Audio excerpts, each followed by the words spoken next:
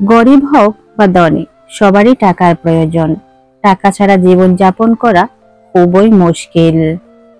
এমত অবস্থায় এই বিশেষ লক্ষণগুলো থেকে আপনি জানতে পারবেন একজন মানুষের ভাগ্যে কত ধন সম্পদ লেখা আছে এবং তার ভাগ্যে ধনী হওয়া লেখা আছে না গরিব। নাম্বার 1, সমুদ্র শাস্ত্র অনুসারে যে পুরুষদের হাতের মাঝখানের অংশ লাল, এই ধরনের লোকদের সম্পর্কে যা বলা হয় তা হলো তারা অনেক সুখ ও সমাজে সম্মান পান। এছাড়াও এই ধরনের লোকদের অর্থের কোনো অভাব থাকে না।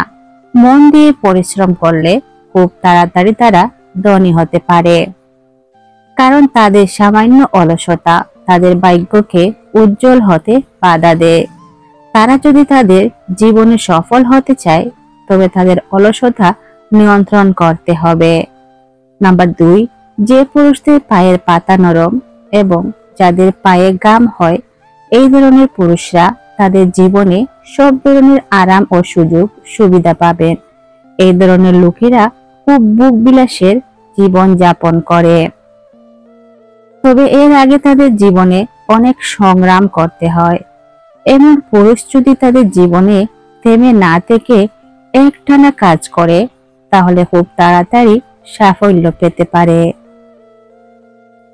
নাম্বার 3, যে পুরুষদের উরু দীর্ঘ এবং পুষ্ট, এরকম পুরুষের ভাগ্যে সব সময় তার সাথে থাকে।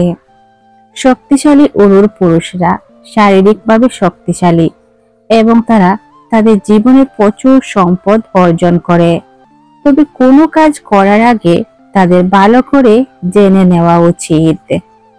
জীবনে এমন একজন বন্ধু বানাও যেন আয়না আর ছায়ার মতো হয়, কারণ আয়না কখনো মিথ্যা বলে না আর ছায়া কখনো ছেড়ে যায় না। আমি অপমান বলি না, ছোট ছোট ভুল বোঝাবুঝিতে করা বিচ্ছিরি ব্যবহার বলি না।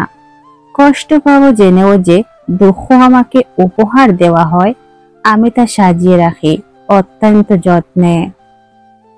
সেসব কথা আমার দুচোখ ভাসিয়েছে অথই জলে, সেই সব কথা আমি কোনোদিনও ভুলতে পারি না। আমি চোখ মুছি কিন্তু গায়ের দাগ মুছি না। গায়ের দাগ মুছে ফেললে মানুষ চিনতে বারবার ভুল হয়ে যায়।